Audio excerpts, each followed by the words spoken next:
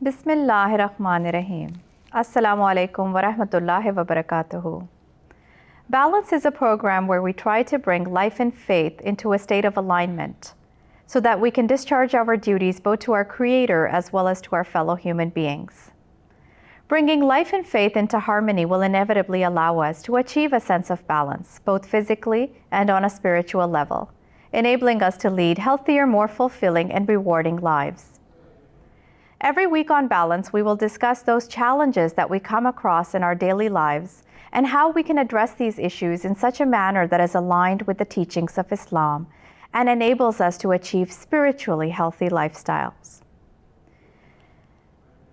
Today's program will focus on finding the best way to manage our time so that we can lead a practical life that is also spiritually balanced. Our lives today are filled with tasks, errands, and commitments.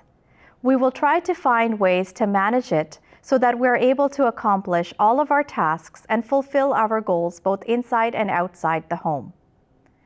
We will also discuss our commitment to sacrificing our time for the sake of our faith and how to fulfill this pledge in the best possible way. Joining me today are Hina Malik Sahiba. Assalamu alaikum wa rahmatullahi wa barakatuhu. Wa alaikum salam wa rahmatullahi wa barakatuhu. And Amtul Noor Daud Sahiba. Assalamu alaikum wa rahmatullahi wa barakatuhu. Wa alaikum salam wa rahmatullahi wa barakatuhu. You know, if we take a look at the universe that Allah Almighty has designed, it is in such an organized fashion. You know, we look at the changing of the seasons, the alternation between day and night, and even the planets that are observing their orbits and not deviating them for even a second. And Allah Almighty encourages us to ponder over and reflect over these examples and derive a lesson in organization and discipline and apply it to our lives. So how do we start this grand task of organization and time management? Where do we start? Well, thank you very much for bringing this program on live for the audience. In fact, it is a very important topic that we need to discuss as it helps us managing our daily tasks. However, I would like to take you back to your first comment and that you just said that the universe is created by Allah Ta'ala for a purpose. So same thing is for the human beings as well. Allah Ta'ala has created us for a purpose as well. And if we keep that purpose in front of us, then it will help us balance our time for our daily chores and for the remembrance of Allah as well. In this regard, I would also like to mention that since Allah Ta'ala has created us for a purpose, we should start everything with the name of Allah, or like Bismillahir Rahmanir Rahim. There are two benefits, I would say, for reciting Bismillah. First, that it will remind us that whatever we are going to do in the light of the teachings of Allah Almighty and His prophets and Khulafa. And the second thing is that our tasks become blessed. Having said that, I would like to mention that we belong to the Jamaat of Hazrat Mirza Ghulam Ahmad, the promised Messiah alayhi salatu wasalam. And if you remember that once promised Messiah alayhi salatu wasalam was revealed that you are the promised Messiah whose time will not be wasted. So this is something very important for me, and we should always remember that we are the followers of the Jamaat of Promised Messiah alayhi salatu wasalam. So if Allah Ta'ala says that He is the Messiah whose time will not be wasted, and He indeed did not waste a single moment of His life. So as a follower, we should follow His example and His model, and we should try to make balance in our lives by adjusting time accordingly. Right, absolutely. And our faith has given us countless ways, and there are various guidelines in terms of how we can map out our day and best organize it. There are a couple of very practical things that we can do to manage our time effectively. One way, and a lot of experts on this agree, is to declutter our environment and clean our space. And so what does our faith tell us? our faith tells us that cleanliness is half of faith. And so if we extend that to our environment, that enables us to be able to think more clearly. And so it allows us to really focus on what we need to accomplish. Another very great practical way to do this is to create to-do lists because they map out their short and long-term goals. Lists are great because they help us visualize what is it that we need to accomplish, what are our tasks, what's lagging behind, and things that we've just have checked off. So it makes us feel fulfilled as well. I love lists personally. And you could do this from a very, you write things down in a notebook or also use electronic means like our phones to keep lists as well. And I agree that Hina has mentioned a very practical example, and it helps me a lot indeed. So I would definitely recommend others to follow this example and make a list.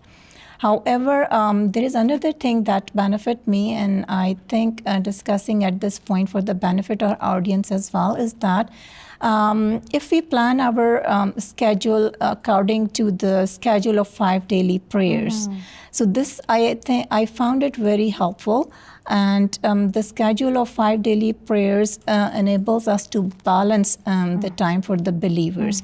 So let's say if we start our work with the Fajr prayers and follow the schedule of the prayers accordingly, definitely we will have plenty of time to manage our daily tasks that we have, and also the tasks needed for our religious obligations towards our Jamaat.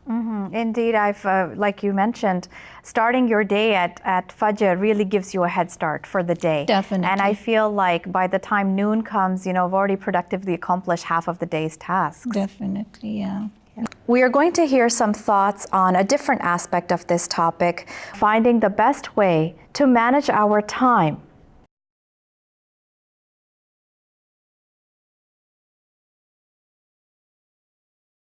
Time management is the process of planning and exercising conscious control of time spent on specific activities, especially to increase effectiveness, efficiency, and productivity. It involves juggling various demands upon a person relating to work, social life, family, hobbies, personal interests, and commitments within the limitations of time. Using time effectively gives the person choice on spending or managing activities at their own time and expediency. For many people, young and old alike, managing our responsibilities can be overwhelming. With so much to do and not enough hours in the day, it is important to organize a routine that will help make the load feel a little easier to manage. Utilizing proper time management is one way to make the strain a bit lighter. There are simple tricks that can be used to better manage time, and by employing them in everyday life, it can seem to add precious hours to the day. As with anything in life, organization is an extremely important element. Examine the current daily schedule to determine where time is being ineffectively used. When it comes to children, the things to remember are endless. School phone numbers, doctor checkups, extracurricular activities, sports, etc. It's a lot to keep track of. Making lists and using calendars will inevitably keep track of family activities and obligations. Prioritizing tasks is another essential element to effectively time manage. Looking at all of the tasks at hand, it is important to identify the most important ones. We asked some people how they manage their time. Let's see what they had to say. Do you delay doing things, for example, cleaning the house, grocery shopping, studying for exams?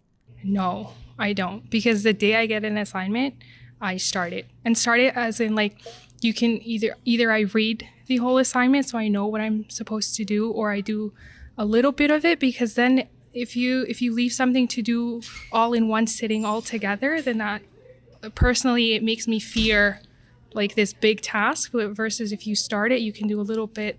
And then if you have any questions, you have enough time to get the answers and do it right. How often do you offer all your salat on time? So I try my best to offer my namaz and everything on time, but being a student, we have to kind of work with our schedule. I'm at York University, so we are blessed that we have a religious center where we can read our namaz at whatever time, whenever we're available. Even Jummah prayers happens. But I feel like with all my classes, whenever I have a break, even if it's a 30-minute break, and if it's the time to read Zohar or Asr or Maghrib or even Isha, I go read it. So at least I have read it. It might not have been on time per se, but I try to read it instead of missing it. Do you feel like you make proper time to offer salat with peace and tranquility, or is it just rushed? Between classes, I'm just like, oh, I have to go read namaz, and then I go there, and then it's like, it's a separate room. I can just stay there, read namaz, and come back. Sometimes it is a rush, of course, because the time you have to read namaz and go, that's pretty less. Yeah. For me, at least, it's more like I can concentrate more at that point, because I know that designated time I took out to read namaz, I have to concentrate on it and make sure that I read it properly before going for the worldly knowledge or for the worldly matters. If you had an extra hour in the day, how would you spend it?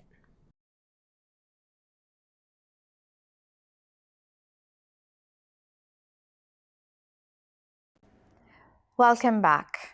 Since we are discussing various, ways and options that are available for us to manage our time positively and to make a balance between our worldly life and the religious life, one of the examples of the list Hina has just mentioned, on similar lines, I would like to mention that if we plan ahead, if we plan advance, this is something also beneficial for a person, because I have experienced myself. If I plan advance, or if I have seen people who plan advance, for example, a month advance or a week advance, that is definitely something that keeps them on track. And I would like to give you a very simple example here. For example, everybody has at some point of time need to go to the doctor, right? Or maybe we need to go to a family gathering or a wedding. Or sometimes, if we have children, we need to go to the school for the meetings, for the parent-teacher meetings. So what do we do for these events? We always schedule them a week or month advance. For example, like a doctor's appointment, we always keep a track of our appointment, right? And we make sure that we are on time for that appointment. We don't miss that appointment. Similarly, we plan for attending a wedding or a family gathering, and we even look forward for that, right? So similarly, if we plan in advance for our daily task and for our Jamaat obligations, then we will be able to easily manage and easily balance our time. Right. So, and actually, a lot of important points there. Planning ahead and also prioritization, I think, are very effective when we are consistent in being punctual. And so, again, what does our faith tell us about punctuality? We've been told to observe Salat at its appointed time. Keyword there is appointed. And so 5 times a day, we've been told to constantly keep track of time. And so we know that when we are late in observing our Salat, or if we're straggling behind, or if we're continuously combining prayers for no justified reason, these are all symptomatic of the fact that we're not effectively managing our time.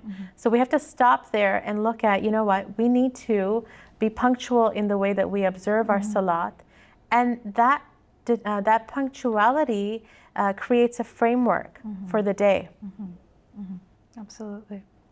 Yeah, and I agree. And I would like to take this opportunity to discuss the life of two revered person, or one of the two revered persons, I would say, on earth. The first one is the Holy Prophet Muhammad, peace be upon him. And I was reading about his life, and I read that Holy Prophet Sallallahu Alaihi Wasallam has divided his day into 3 parts. One part was for the for his remembrance of Allah Almighty, and he would offer nawafil and prayers and everything that he could do for the remembrance of Allah. And the second part was for all the Muslims, that he need to meet with them or discuss their issues or provided guidance on religious matters. And the third part was for his family. So this is a beautiful example of Holy Prophet sallallahu alaihi wasallam. And if we can divide our task into different parts during the day, we will be able to easily balance our lives. And the second example that I would like to mention to the audience for the benefit is the life of Hazrat Khalifatul Masih al-Khamis Sayyidullah Ta'ala bin Nasr al-Aziz. Every one of us know how busy Hazrat Khalifatul Masih is. He is, I would say, the busiest person on earth at this time. And there are lots of things that Huzur Anwar Aidullah Ta'ala bin Nasr al-Aziz does on daily basis. However, I would like to give you a very small example that every one of us, write letters to Huzur. You also write letters to Huzur. I also write letters to Huzur. And people all across the world write letters to Huzur. So in a day, Huzur receives hundreds of letters. And out of those hundreds of letters, I think Huzur reads 600 to 700 letters himself. Wow. And rest of the letters are summarized to him, and he signed on those letters. And this is the tiniest, smallest part that I'm mentioning to you from the life of the day of Hazrat Khalifatul Masih. So if he can manage his time well, then why can't we do that? Yeah, and indeed, this is the example that Khulafa have set for us. I remember there was a time when a reporter from the UK Sunday Times was interviewing Hazrat Khalifatul Masih Rabi Rahmullah Ta'ala. And her topic was to cover his daily activities. And Hazur Rahmullah Ta'ala said that when I told her what my day entailed, all the things that I covered in one day, she was so dazzled that for the first time she actually changed the topic of her article from a day in the life of, she changed it to a life in the day of, So let's turn our attention now to the quality of the activities that we are engaging in. Sometimes, I feel like we are engaging in some frivolous activities just in the name of de-stressing or relaxation. Yes, you are very right. But, humans are very weak, right? And we always need reminders. So this is very true that in the form of relaxation, we spend too much time on such activities that are inappropriate, right? This is why we have Khalifatul Masih Aidullah Ta'ala bin Nasr al-Aziz, who time and again reminds us about the right things and appropriate things that we should do. And this reminder is very important for us to manage our time. So we should, try to, align our lives in the light of the teachings that are provided by our Khalifatul Masih. And he times and again, reminds us that we should spend our time with our families. We should spend our time with our children. We should spend our time with our parents, right? So, but what is happening is a complete opposite. And we tend to spend time on social media, on technology, which is, using or eating the quality time that we need to spend with the people that I have just mentioned to you. So this is very important that we delete those distractions from our lives, and we should ponder that what is more important for us. Maybe we need to, meet our neighbors once in a while to find out how they are feeling, or maybe we need to go to a sick person to find out how she is. So if we will be using our time wisely, then we will be able to find out time for these appropriate activities. Otherwise, we will be just wasting our time. Yeah. Right, and so the Holy Quran specifically has told us about this, the frivolous activities. It tells the believers, "Anil lagwi yu'razun," meaning Muslims are those who stay away from frivolous acts. And so what are these frivolous acts? Anything that's excessive, anything that is a waste of time, anything that is not conducive, something that's not conducive to the purpose of our life. If we were to look at these, for example, excessive TV, gossiping, excessive socializing, just being idle.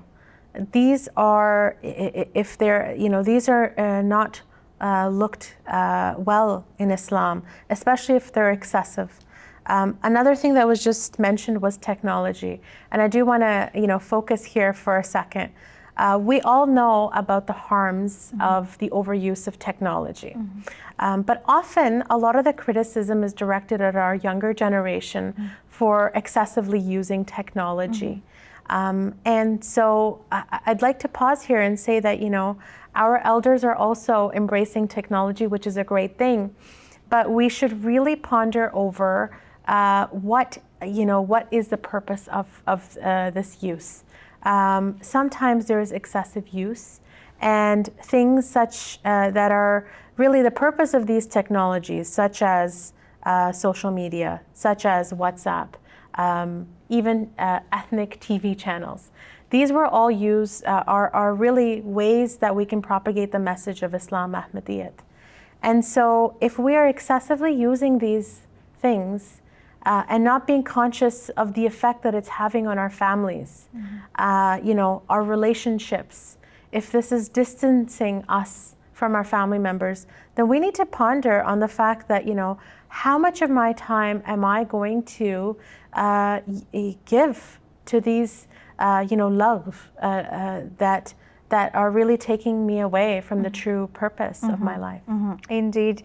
You make a good point that using time effectively is applicable really to everybody, not just children and youth. Now, as members of Lajna Imaillah, we have a pledge, and part of our pledge is to sacrifice our time for the sake of our faith. So in today's fast-paced world, in our busy days, how do we fulfill this commitment, this most important commitment of all? I'm glad that you raised this point. And before commenting on the pledge of Lajna Imaillah, I would like to take you towards the thoughtfulness of second Khalifa, Hazrat Khalifatul Masih Sani, Razila Ta'ala Anhu. He, established Lajna Imaillah. He had a very vast vision of Lajna, or the women. And he used to say that women are very important, part of the society, and they must not waste their time just the whole day spending time in the kitchen. They must do something for the education of other women in the society, and as well as the children. And that's why he established Lajna Imaillah as an auxiliary organization, and we always pledge that we always sacrifice our time and children and property for the propagation of our faith. So every time we say this pledge, it reminds us of our priority. And if we keep that priority in our life, then we will not waste our time for a single moment. And this pledge will, keep us reminding of our purpose and the things that we are required to do in our lives to make it productive. And when we're giving precedence to our faith over all worldly matters, that's what we have been taught. We have a calendar of events. Most Jamaats do, and all over the world. And so here is an opportunity to very practically look at, how do I plan my schedule around the schedule of the Jamaat rather than the other way around. So for example, on a weekend, let's take a glance before we're planning out our weekend. What's coming ahead? What programs are there that I can take part in? We may not be able to attend every single program.